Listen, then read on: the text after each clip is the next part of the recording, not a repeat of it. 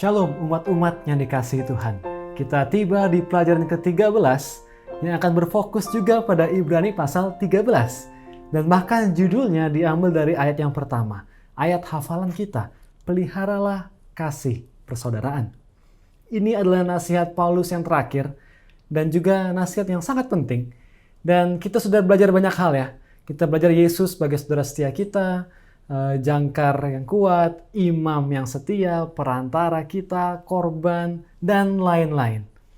Dan pekabarannya diakhiri dengan nasihat yang sangat praktikal, yang sangat umum, diketahui oleh banyak orang, tetapi adalah satu hal yang sering sekali dilupakan atau susah untuk dilakukan.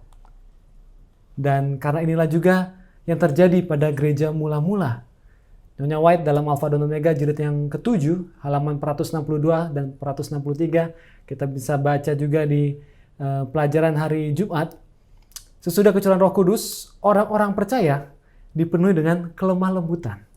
Mereka memikirkan tentang kepentingan orang lain, mereka menyangkal diri, mereka berkorban untuk kebenaran, dan dikatakan dengan perkataan dan perbuatan yang tidak mengasihi diri sendiri. Mereka berusaha menyalakan kasih ini dalam hati orang-orang lain. Mereka dipenuhi dengan kasih. Sungguh kehidupan Kristen yang sangat indah. Tetapi apa yang terjadi? Berangsur-angsur, suatu perubahan mulai datang. Mereka mulai melihat kekurangan-kekurangan orang lain. Mereka mulai memikirkan kesalahan-kesalahan orang lain. Kasih yang sebelumnya ada, yang membara, mulai padam dan bahkan mulai lenyap. Dikatakan di buku yang sama, dalam semangat mereka untuk menghukum orang-orang lain, mereka lupa akan kesalahan-kesalahan mereka sendiri. Mereka kehilangan kasih persaudaraan yang diperintahkan oleh Kristus. Dan lebih menyedihkan dari semuanya, mereka tidak sadar akan kekurangan mereka. Mereka tidak menyadari bahwa kebahagiaan dan kesukaan sedang keluar dari kehidupan mereka. Dan setelah menutup kasih Allah dari hati mereka, tidak lama kemudian mereka akan berjalan dalam kegelapan. Pekabaran Ibrani adalah juga untuk kita saat ini. Kita sudah tekankan itu dari pelajaran kita yang pertama, bahwa pekabaran ini adalah untuk kita hingga pada saat ini. Dan hal yang sama sedang terjadi pada umat-umat Tuhan yang hidup di zaman ini. Kasih persaudaraan mulai hilang. Kita cenderung lebih melihat kekurangan orang lain. Saya harus ganti kata kita menjadi saya. Saya lebih cenderung untuk memikirkan kesalahan-kesalahan orang lain. Kritik-kritik yang tidak enak menjadi hal yang lumrah di dalam gereja. Dan tanpa sadar saya mulai kehilangan pandangan akan juru selamat dan kasih-Nya. Saat kita mulai mendalami pelajaran ini, mari kita melihat diri kita sendiri. Kita jadikan pelajaran ini adalah pelajaran yang pribadi buat kita masing-masing. Kita buka hati kita dengan kerendahan hati untuk ditegur oleh Tuhan secara langsung. Dan untuk kita mempelajari sama-sama tentang nasihat Paulus yang terakhir ini, mari kita berdoa. Bapa yang di surga, saat kami membuka akan terang kebenaran-Mu, yang mengingatkan kami kembali untuk saling mengasihi. Tiliklah hati kami ya Tuhan. Bila mana ada kesalahan-kesalahan kami, biarlah kami membuka hati kami. Kami siap untuk Engkau tegur, kami siap untuk memperbaiki kesalahan-kesalahan kami. Kami siap untuk hidup sebagai satu tubuh, satu keluarga di dalam Kristus dengan penuh kasih. Di dalam nama Tuhan Yesus kami berdoa. Amin. Ibrani 13 ayat yang pertama, ayat hafalan kita, peliharalah kasih persaudaraan. Paulus di seluruh suratnya, bukan hanya untuk di kitab Ibrani ini, dia selalu menekankan bahwa kita semua adalah anggota keluarga raja. Imam besar kita, Yesus, bukan hanya anggota keluarga, tapi saudara Yesus. Karena Yesus, sesuai dengan Ibrani 2 ayat 11, tidak malu untuk menyebut kita sebagai saudaranya. Paulus tidak pernah menganggap kita, pembacanya, sebagai individu-individu yang berbeda-beda, tetapi mencari keselamatan yang sama di dalam Kristus sebagai individu-individu yang terpisah, tetapi sebagai sebuah keluarga. Atau bahkan lebih erat lagi, rumah tangga yang diselamatkan bersama. Kita diselamatkan bersama-sama sebagai keluarga. Kita akan pelajari nasihat-nasihat Paulus tentang memelihara kasih persaudaraan. Mari kita mulai dari ayat yang kedua. Ibrani 13 ayat 2. Jangan kamu lupa memberi tumpangan kepada orang, Sebab dengan berbuat demikian beberapa orang dengan tidak diketahuinya telah menjamu malaikat-malaikat. Keramah tamahan adalah suatu hal yang sangat penting. 1 Petrus 4 ayat 9 berkata, berilah tumpangan seorang akan yang lain dengan tidak bersungut-sungut. Bahkan kalau kita baca juga di Roma 12, 1 Timotius 3, Titus 1, dan banyak ayat yang lainnya, keramah tamahan menjadi sebuah kewajiban, bahkan kualitas yang diwajibkan untuk dimiliki oleh para pemimpin-pemimpin. Jangan lupa memberi tumpangan kepada orang. Jangan lupa bukan hanya gagal untuk mengingat, tetapi juga tentang pengabaian yang disengaja. Saat kita tahu bahwa seseorang membutuhkan bantuan, tetapi kita mengabaikan mungkin karena saya terlalu sibuk, gak ada waktu untuk membantu orang lain. Mungkin ada orang yang akan membantu yang lain, bukan saya. Pengabaian yang disengaja adalah juga peringatan saat Paulus berkata, jangan kamu lupa memberi tumpangan. Dan nasihat ini bukan hanya untuk sesama orang percaya, tetapi untuk semua orang. Mengapa ini begitu penting? Menawarkan keramah tamahan, menyiratkan untuk berbagi kepemilikan dengan orang lain, dan menderita dengan orang tersebut. Seperti yang dilakukan Yesus untuk kita. Keramah tamahan adalah kewajiban kita kalau kita mengaku sebagai pengikut Kristus. Kasih persaudaraan yang berikutnya, kita bisa baca di ayat yang ketiga. Ingatlah akan orang-orang hukuman, karena kamu sendiri juga adalah orang-orang hukuman. Dan ingatlah akan orang-orang yang diperlakukan sewenang-wenang, karena kamu sendiri juga masih hidup di dunia ini. Mengasihi mereka yang ada di penjara, mengasihi mereka yang sudah berbuat kesalahan. Dan ini bukan sekedar untuk mendoakan mereka, tetapi memberikan dukungan materi dan emosional juga. Dalam keramah tamahan, ataupun juga dalam mengasihi mereka yang ada di penjara, kita harus selalu mengingat bahwa kita ada dalam satu tubuh bersama Kristus. Kita berbagi kondisi manusia yang sama. Kita sama-sama berdosa dan perlu keselamatan. Dan kita harus memperlakukan orang lain sebagaimana kita ingin untuk diperlakukan. Berikutnya, nasihat yang berikutnya kita bisa dapatkan di ayat yang keempat. Hendaklah kamu semua penuh hormat terhadap perkawinan. Dan janganlah kamu mencemparkan tempat tidur. Sebab orang-orang sundal dan pezina akan dihakimi Allah. Kita sudah membahas tentang hubungan dengan sesama orang ya, dengan orang lain, sekarang dengan pasangan. Menghormati pernikahan di sini, penuh hormat terhadap perkawinan, artinya adalah penghindaran dari apapun yang meremehkan pernikahan, termasuk untuk tidak melanggar sumpah nikah dan untuk tidak bercerai karena alasannya tidak berdasar. Bahkan kalau kita pernah pelajari di beberapa tahun lalu, pelajaran sekolah kita, bahwa perceraian apapun itu dasarnya, sangat tidak dianjurkan sebenarnya. Lalu berikutnya juga nasihat berikutnya menjaga tempat tidur tetap bersih. Ini artinya adalah untuk menghindari penodaan perkawinan melalui hubungan seksual di luar pernikahan. Hubungan seksual di luar nikah adalah hal yang sangat lumrah bagi masyarakat Yunani dan Romawi. Dan menjadi hal yang lumrah bagi masyarakat di zaman ini, bukan? Namun sesuatu yang lumrah bukan berarti adalah sesuatu yang benar. Orang percaya seharusnya tidak membiarkan persetujuan sosial untuk menetapkan standar etika mereka. Dan ayat 4 mengatakan, sebab orang-orang sundal dan pezina akan dihakimi Allah. Kita harus menghindari hal-hal ini sesuai dengan firman Tuhan. Kita lanjutkan ke dalam nasihat yang berikutnya. Di ayat yang kelima, janganlah kamu menjadi hamba uang. Ini adalah hal yang begitu banyak diamarkan dalam Alkitab. Kita juga bisa temukan dalam 1 Timotius 6 ayat 10. Karena akar segala kejahatan ialah cinta uang. Ada hal yang sangat penting dan satu hal yang sangat mudah kita jatuh di dalamnya, bahkan juga untuk masyarakat zaman itu. Dan nasihat berikutnya dilanjutkan, dan cukupkanlah dirimu dengan apa yang ada padamu. Karena Allah telah berfirman, aku sekali-kali tidak akan membiarkan engkau, dan aku sekali-kali tidak akan meninggalkan engkau. Kita harus belajar untuk mencukupkan apa yang ada pada kita, dan lebih dari itu, untuk belajar menyangkal diri. Untuk belajar memiliki iman, mempercayai bahwa Allah tidak akan membiarkan kita, bahwa Dia tidak akan meninggalkan kita. Mazmur 119 ayat 6. Tuhan di pihakku, aku tidak akan takut. Apakah yang dapat dilakukan manusia terhadap aku?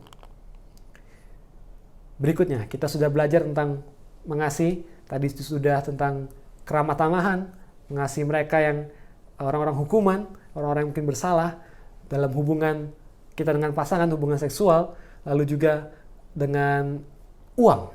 Berikutnya adalah dengan pemimpin-pemimpin kita. Ayat yang ke-7, ingatlah akan pemimpin-pemimpin kamu yang telah menyampaikan firman Allah kepadamu. Perhatikanlah akhir hidup mereka dan contohlah iman mereka. Ingatlah, mengingat bukan sekedar merenungkan, tetapi seperti di kalimat terakhir, mencontoh atau meniru iman mereka. Peringatan dan penghormatan yang tertinggi adalah dengan meniru orang tersebut, teladan kita. Ayat 17, taatilah pemimpin-pemimpinmu dan tunduklah kepada mereka, sebab mereka berjaga-jaga atas jiwamu sebagai orang-orang yang harus bertanggung jawab atasnya. Dengan jalan itu mereka akan melakukannya dengan gembira, bukan dengan keluh kesah, sebab hal itu tidak akan membawa keuntungan bagimu. Pemimpin bukanlah sekedar orang yang bergelar pemimpin, tetapi fungsi mereka sebagai orang yang berjaga atas jiwa. Gembala jemaat, tua jemaat. Pemimpin sebagai gembala yang bertanggung jawab atas kesejahteraan rohani jemaatnya, kawanan mereka, dan yang akan memberikan pertanggungjawaban kepada Tuhan atas kerohanian mereka. Kita sebagai anggota bertanggung jawab untuk mendukung, untuk mendoakan, untuk mentaati pemimpin kita, bukannya untuk memberontak. Tentunya tidak ada pemimpin yang sempurna, yang selalu benar, yang tidak pernah membuat kesalahan. Dari organisasi tertinggi hingga ke jemaat-jemaat paling rendah pasti pernah buat salah pemimpin-pemimpin kita. Tapi Allah tidak pernah berkenan pada perpecahan. Pemimpin juga di sisi yang lain harus bersikap rendah hati dan mau menerima masukan. Dan peliharalah kasih persaudaraan. Memelihara kasih ini berhubungan dengan hubungan pemimpin dan anggota diperlukan untuk memiliki hubungan yang sehat dalam hal ini. Berikutnya, kita masuk ke dalam salah satu ayat yang paling sulit di kitab Ibrani menurut para ahli-ahli Alkitab, karena referensinya ayat ini kurang jelas tentang latar belakang sejarahnya. Jadi kita tidak boleh mengambil kesimpulan yang terlalu kuat tentang apa sebenarnya maksud Paulus menuliskan hal ini. Tetapi kalau kita belajar sedikit demi sedikit melihat konteksnya, kita akan bisa mendapatkan pelajaran-pelajaran yang cukup penting yang bisa kita dapatkan pada saat ini. Ayat yang ke-9, Ibrani 13 ayat 9. Janganlah kamu disesatkan oleh berbagai-bagai ajaran asing, sebab yang baik ialah bahwa hati kamu diperkuat dengan kasih karunia, dan bukan dengan berbagai makanan, yang tidak memberi faedah kepada mereka yang menuruti aturan-aturan makanan macam itu. Yang menjadi pertanyaan adalah, makanan apa yang dimaksud di sini? Apakah ini adalah makanan halal dan haram tidak perlu dituruti? Apakah makanan halal dan haram itu bertentangan dengan kasih karunia? Paulus tidak mengacu kepada makanan halal dan haram. Bagi dia itu bukanlah hal yang penting. Dalam arti bahwa baginya halal dan haram tidak bertentangan dengan kasih karunia. Jadi tidak perlu diperdebatkan.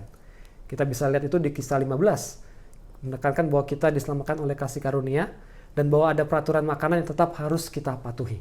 Jadi apa permasalahan sebenarnya dari ayat ini? Paulus tidak mengkritik karena tidak makan makanan tertentu, tapi karena memakan makanan tertentu dengan harapan mendapat kasih karunia. Makanan apa? Paulus mungkin memperingatkan untuk tidak berpartisipasi dalam ritual Yahudi. Kalau kita lihat konteksnya dalam ayat-ayat berikutnya ya, ayat 10 khususnya. Atau makanan tertentu yang dirayakan sebagai perpanjangan dari pengorbanan hewan di tempat kudus, yang bertujuan untuk memberikan manfaat spiritual atau kasih karunia. Kasih karunia tidak dimediasi melalui makanan-makanan.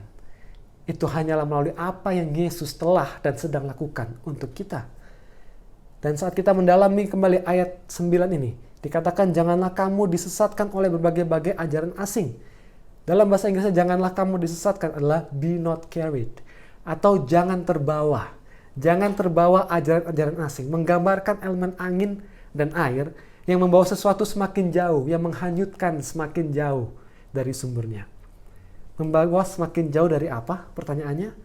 Dari ajaran keselamatan oleh kasih karunia.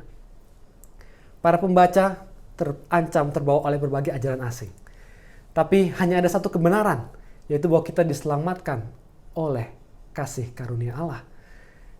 Segala ajaran yang bertentangan dan menjauhkan kita dari hal ini, diselamatkan oleh perbuatan, adalah hal yang salah.